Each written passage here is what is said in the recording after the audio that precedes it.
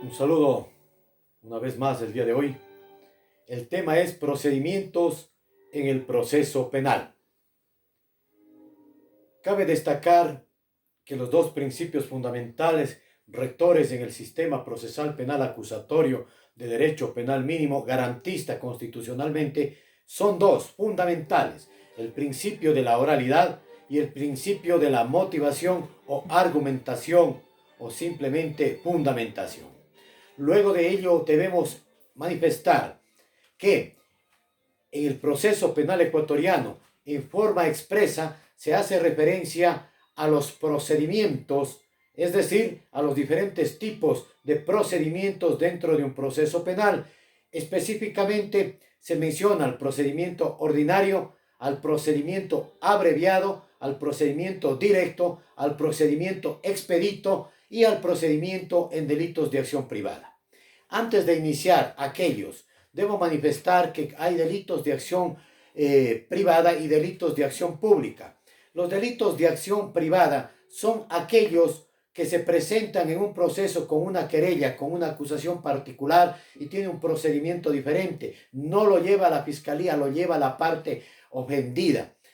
Luego tenemos los delitos de acción pública, se dividen en infracciones penales, que son los delitos propiamente dicho, y las contravenciones. Todos son infracciones penales. Las contravenciones son aquellas conductas que contravienen un acto típico antijurídico culpable, punible, sancionado con una pena mínima o una pena leve o con multa. Esas son las contravenciones. Dicho esto, pasamos a decir que no únicamente existen esos procedimientos, pero también vale mencionar y hacer la diferencia entre procedimiento y entre proceso penal. El proceso penal es aquel camino que conlleva desde la denuncia, desde el inicio del proceso hasta la conclusión de una sentencia debidamente ejecutoriada, cuando una persona comete un delito y por ende es responsable del mismo. Ese se llama proceso penal, el que está ligado a las faltas en contra de la ley y que es sancionada. Puede haber proceso civil, proceso penal. Sin embargo, dentro de un proceso hay varios procedimientos, es decir, momentos procesales que van cambiando o son diferentes el uno al otro. Pues bien, vamos a los procedimientos. Aparte de los mencionados, del ordinario, el abreviado, el directo, el expedito y el de acción privada, en el país existen otros procedimientos, como es el de la suspensión condicional de la pena, como es el de la prescripción. También tenemos el procedimiento de los recursos impugnatorios ante Corte Provincial y de impugnación ante Corte Nacional. Tenemos también un recurso constitucional, que ese no se menciona en el código, como es el habeas corpus, que sirve en el proceso penal, y la acción extraordinaria de protección, que sirve también en el proceso penal. Y luego tenemos los denominados MASC, es decir, los métodos alternativos de solución de conflicto, como la transacción, la mediación, el arbitraje en ciertos delitos.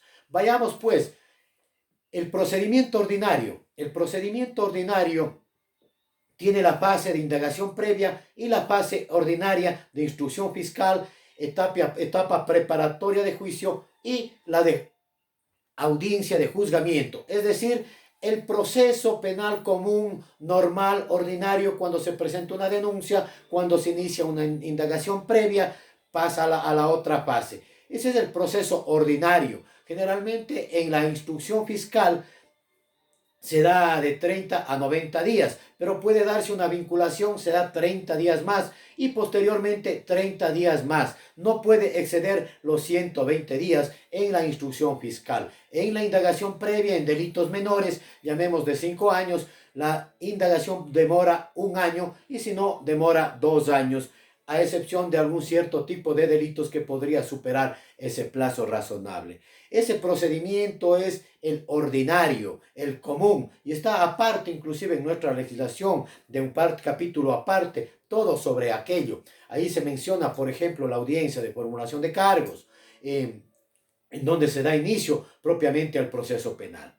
Luego tenemos la audiencia, perdón, el procedimiento abreviado. ¿Cuál es el procedimiento abreviado? El procedimiento abreviado es un procedimiento en el cual la parte interesada, el presunto delincuente, el sospechoso, el procesado, solicita al fiscal, puede hacerlo por escrito o en forma oral, para que el fiscal a su vez solicite al juez competente, en este caso al juez de garantías penales o al juez de flagrancia, si es que es del caso, desde el momento mismo de la audiencia de formulación de cargos o audiencia de flagrancia hasta el momento de la audiencia preparatoria y evaluatoria de juicio. Es decir, en ese lapso puede solicitar en la misma audiencia, a veces se realiza por el principio de celeridad, en una misma audiencia, primero se desarrolla el procedimiento abreviado, que significa que debe cumplir ciertos requisitos, como por ejemplo, la pena no debe ir más allá de 10 años.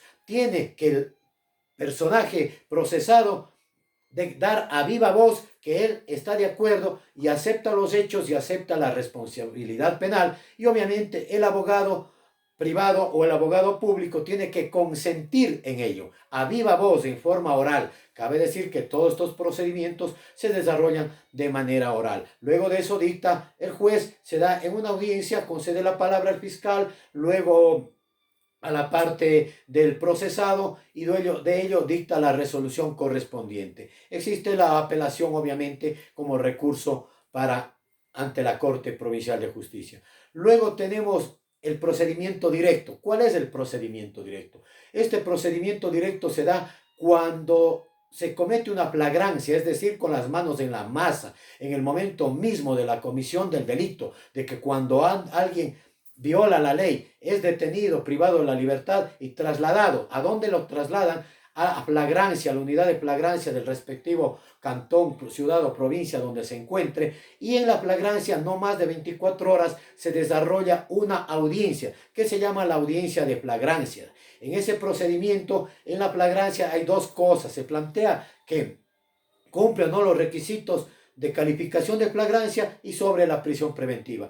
Y obviamente se da en un término no más allá de 10 días el procedimiento directo, se señala una audiencia, es decir, una audiencia única de juzgamiento. Se tiene 10 días para presentar todo tipo de prueba, material, instrumental o testimonial. Me parece muy poco, sin embargo, así está este procedimiento directo que tiene que ser dado y desarrollado ante un juez de garantías penales. Generalmente se lo hace porque es quien conoce el proceso penal y quien fija la audiencia. Luego de eso, en esa audiencia se da como que fuera una etapa de juicio, se concede la palabra a la fiscalía, teoría del caso, al defensor la teoría del caso, desarrollo de las pruebas, el debate o argumento final, el argumento final de la defensa, y obviamente viene la resolución oral, que también es impugnable. Luego viene el procedimiento expedito. El procedimiento expedito se da en una sola audiencia, en una audiencia única. ¿Cuál es el procedimiento expedito? ¿Cuáles son los jueces competentes? En procedimiento expedito cabe mencionar, se subdivide en tres procedimientos, llamémoslo así. Primero, se da para contravenciones de tránsito y para las contravenciones que afecten al derecho o violencia en contra de la mujer y la familia. ¿Quiénes son los jueces competentes para las contravenciones? Hoy por hoy los jueces contravencionales, es decir, conocen algún tipo de contravención a través de una denuncia. Una vez que conoce la denuncia, tiene que citársele al denunciado, a la otra parte procesal, para que se señale luego de ello la audiencia. En este tipo de audiencia, hasta 3 días antes de fijada la audiencia, tiene que anunciar las pruebas que presentará en la misma. Obviamente la misma audiencia se desarrolla como en la etapa de juicio: fiscal, teoría del caso, pruebas y alegatos finales. Indudablemente, esta se da en delitos, digamos, en contravenciones, infracciones leves en materia penal. Luego tenemos las contravenciones en contra de violencia a la mujer o la familia, que son aquellas que afectan la integridad física, cuando la juez o el juez de contravenciones o de infracciones en contra de la mujer o la familia mira que es un delito, tiene que inhibirse y proceder a que conozca un juez en materia de garantías penales, pero es importante que el juez aquí dicte las medidas de protección. A veces fija también pensión alimenticia. ¿Cuáles son las medidas de protección? Las medidas de protección son aquellas que le protegen a la persona que se cree víctima de esta contravención. Puede ser que no se acerque a la casa, que no haga llamadas telefónicas intimidatorias, amenazatorias o de cualquier otra índole. Estas se llaman medidas de protección y están garantizadas. En esta audiencia, de la misma manera, se anuncia pruebas hasta 3 días antes de que se desarrolle la audiencia única. Luego tenemos las contravenciones de tránsito. Obviamente ahí los jueces competentes son los jueces de tránsito. El caso de una citación, de una boleta, de una infracción, se lo tiene que hacer a los 3 días que es citado. Obviamente también es apelable. Luego de esto tenemos el que específicamente señala nuestra legislación, los delitos de acción privada. ¿Qué es un delito de acción privada? Nuestra legislación señala 4 infracciones como son la calumnia, la usurpación, el estupro. Son delitos de acción privada que usted puede presentar una querella ante el juez de garantías penales. El juez procede a ordenar la calificación de la misma, procede a citarle y una vez que es citado a los 10 días se fija a sí mismo una audiencia única. Audiencia única que se desarrolla en 2 fases. Primero la fase de conciliación. Le dan oportunidad, esto es los MASC. Un método alternativo es la conciliación, la transacción. En este caso, la una parte con la otra parte. Si no hay esa transacción, esa conciliación, la audiencia continúa. De la misma manera, teoría del caso, pruebas, alegatos finales y sentencia. También es obviamente impugnable y en esta es importante señalar si es que en la misma se presenta o se califica de maliciosa, falsa y temeraria. Ahí quien presenta la acusación, la querella, tendrá que sufrir las consecuencias, daños y perjuicios y daño moral. Esos son los procedimientos que señalan específicamente, pero en la práctica tenemos que hacer referencia a otro procedimiento que está en nuestra legislación, que es la suspensión condicional de la pena. Significa que cuando alguien es sentenciado por un delito que no supere los 5 años, usted dentro de la misma audiencia, cuando concluye o a las 24 horas siguientes, tiene que solicitar una audiencia para suspender la pena a su defendido. ¿Cuáles son los requisitos? No tener antecedentes, tener una pena menos de 5 años y obviamente reparar a la víctima. No procede en delitos sexuales, en delitos mayores a la pena y en delitos contra la seguridad del Estado. Tenemos otro procedimiento que es un procedimiento constitucional, pero que se utiliza mucho dentro del proceso penal, que no está en la legislación penal, está en la Constitución. Es la acción de habeas corpus, conocidas antes como recurso. El habeas corpus es una acción que solicita la libertad de su patrocinado cuando considere que existen causas, cuando no exista orden de privación de la libertad, cuando la misma sea ilegítima, arbitraria o contravenga a la ley, pero también existe la posibilidad de solicitar habeas corpus cuando se ha comprobado que se le detuvo en base de torturas físicas, psicológicas, en base de amenazas, en base de intimidación. Ahí procede también el habeas corpus. Procede cuando ya está detenido y cuando usted solicita por algún motivo que peligre su vida, cuando está en malos tratos inhumanos, degradantes, crueles por parte de los agentes penitenciarios, por parte de los compañeros, o hay una amenaza inminente en contra de su salud, cuando está enfermo, cuando o sufre una calamidad. En este caso se le puede solicitar, obviamente, ¿ante quién solicita? Cuando está dictada la orden por un tribunal, se le solicita ante la Corte Provincial de Justicia. Es decir, cuando se está dictada la orden de privación de la libertad por un juez, hay que hacerlo ante la Corte Provincial de Justicia. Tenemos otro procedimiento, el procedimiento que se denomina de los MASC, de los métodos alternativos de solución de conflictos, como son la transacción, la mediación, el arbitraje, que esos son métodos diferentes, pero que se pueden solicitar dentro de un proceso penal a que sean desviados cuando son infracciones muy leves, una estafa, por decir algo, que no supere los 30 salarios mínimos, cuando, si no es contravención, por supuesto, cuando es un abuso de confianza, es decir, delitos contra la propiedad y cuando son leves. Tenemos otro procedimiento, el procedimiento impugnatorio, es decir, los de apelaciones ante Corte Provincial de Justicia.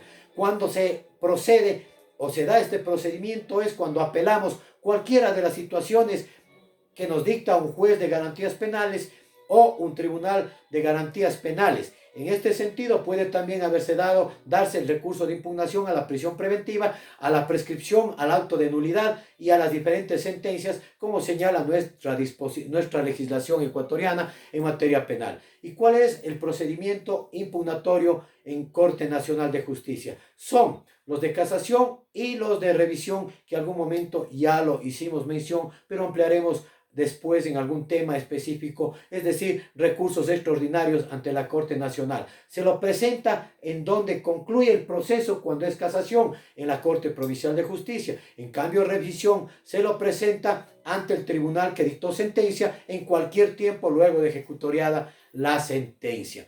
Y se desarrolla obviamente la audiencia oral en la Corte Nacional de Justicia. Tenemos también procedimientos en el proceso penal que no son judiciales o constitucionales como los que he hecho mención.